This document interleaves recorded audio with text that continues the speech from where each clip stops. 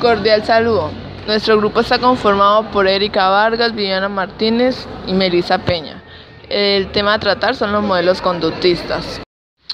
Dentro de las conexiones de este modelo se dice que es el más positivista de trabajo social. Existen objeciones con fundamentos éticos. Admite por principio que toda conducta es causada.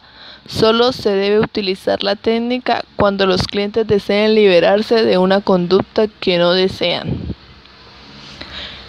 Enfoques conductistas en el trabajo social según Fisher y Gocruz. Estos autores hablan de tres enfoques conductistas. El primero, el condicionamiento respondiente o clásico. Seguidamente, el condicionamiento operante y finalmente el aprendizaje social. Condicionamiento respondiente o clásico. Se refiere a la conducta que responde a una situación de estímulo. Cuando se aprende la respuesta a un estímulo, la conducta de la persona queda modificada. Por ejemplo, un bebé cuando aprende a caminar, la conducta de gateo ha quedado modificada. Estas conductas pueden ser incondicionadas y condicionadas. Cuando hablamos de conductas incondicionadas, son aquellas que suceden de forma natural. Un estímulo incondicionado produce una respuesta incondicionada. Por ejemplo, un dolor estomacal, un dolor de cabeza. Conductas condicionadas. Cuando las respuestas están asociadas a un estímulo que no produce la respuesta de modo natural. Ejemplo, la representación de la caja de Skinner, cuando el ratón pulsa la palanca por comida. Contracondicionamiento. Lucha contra respuestas indeseables. Asocia respuestas deseables a determinados estímulos. Dentro del contracondicionamiento utilizamos técnicas como la desensibilización sistemática y el entrenamiento asertivo. Desensibilización sistemática. Al cliente se le enseña primero las técnicas prácticas de relajación o se le ofrece otros medios de apoyo personal y poco a poco se le introduce el estímulo no deseado, utilizando la relajación para evitar la ansiedad.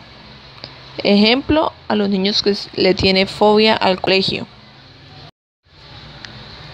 Entrenamiento asertivo. Es utilizado en personas que no tienen confianza. Ayuda a los sujetos a practicar formas apropiadas de conducta dentro de ambientes propicios para luego ser utilizados en situaciones reales. Ejemplo, la terapia sexual y condicionamiento de niños enuréticos. El condicionamiento operante. Este sucede cuando algo produce una conducta y trata de reaccionar ante el hecho y como resultado aparecen unas consecuencias. Las consecuencias de este son denominadas el refuerzo positivo y el refuerzo negativo. El refuerzo positivo es cuando son aplicadas al sujeto al que se le realiza la conducta y esta conducta queda fortalecida. Y el refuerzo negativo es cuando se hace un acto de presencia cuando desaparece la conducta no deseada y sigue una conducta a conseguir positivamente.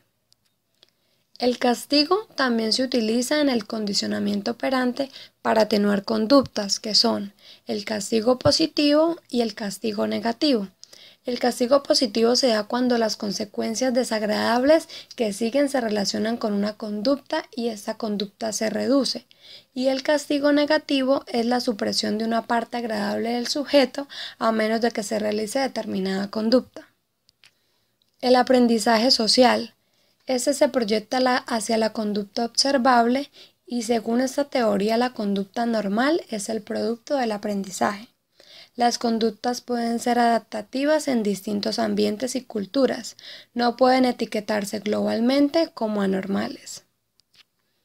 Los reforzadores actúan automáticamente, deben aplicarse inmediatamente después de la conducta. Deben utilizarse con la intensidad necesaria y pueden ser intrínsecos o extrínsecos. Los reforzadores intrínsecos se originan externamente del individuo.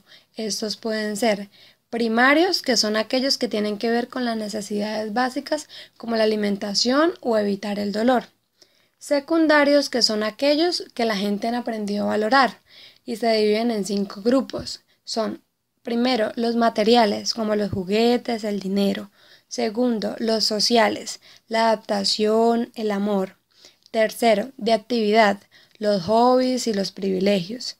Cuarto, los simbólicos, los símbolos que pueden intercambiarse. Y 5, los PRIMAC, que son los principios de reforzamiento. El refuerzo continuo este es utilizado cuando el cliente no adopta la conducta deseada y traen 5 categorías que son de configuración, que son los reforzadores de los pasos que conducen a la conducta deseada, el de apagamiento, que son los que tienen que ver con la conducta que es usada en otra situación y cambiar el entorno según la nueva situación, el de modelación, que son los que atraen la atención del sujeto hacia la conducta que se quiere obtener, y de insinuación, que son los que consisten en aconsejar al cliente sobre las conductas que se quieren desear, y los de dirección física, que son los que consisten en mover el cuerpo del cliente hacia la posición o la conducta que es deseada. Y las programaciones intermitentes son las que se utilizan cuando no es necesario que la conducta esté siempre reforzada. Existen 2, la programación de ratios y la programación de intervalos. La programación de ratios es cuando se refuerza después de un número determinado de ocurrencias y la programación de intervalos lo que hace después de un determinado periodo de conducta que se quiere desear. Trabajo social, conductista en la práctica. El propósito es incrementar las conductas deseadas y reducir las indeseadas para que el sujeto actúe correctamente y tenga una vida plena y feliz. Las relaciones personales entre el asistente social y el cliente deben ser cálidas. El registro. Las conductas objeto ya sean deseadas o indeseadas deben ser recogidas y contadas como línea base y comprobadas durante las intervenciones. Las técnicas de registro más comunes son los diarios, tarjetas, monedas, contraseñas, contadores automáticos. Historial o evaluación. Para preparar el historial inicial hay que hacer entrevistas destinadas a descubrir cuál es el problema, quién es el que sufre, quién forma parte de la conducta problemática, antecedentes, quién podría ser el mediador, de qué modo le gustaría cambiar y reforzadores probables. Etapas de acción. Evaluación de mediadores. Decisión del lugar idóneo para intervenir. Comprobación de los datos de la línea de base. Definición de hechos importantes y consecuencias, objetivo final y los intermedios, programas y técnicas a utilizar, selección de los reforzadores. Mediadores. Toda persona sirve de mediador si está presente cuando ocurre la conducta, se siente reforzado por los progresos del cliente social, tiene voluntad de participar. Técnicas conductistas de grupo. Entrenamiento sobre las habilidades sociales, utilizando aprendizaje social, autofrustración y conexiones aproximativas o de enfrentamiento. Pueden ser microenseñanza de pequeñas habilidades, entrenamiento asertivo, técnicas de juegos de rol. Trabajo residencial, utilización del régimen de fichas. El personal acuerda una lista de conductas que se necesita fortalecer y se otorgan fichas a los que practican constantemente estas conductas. Los clientes los van coleccionando y luego lo cambian por determinados privilegios o artículos. Gracias.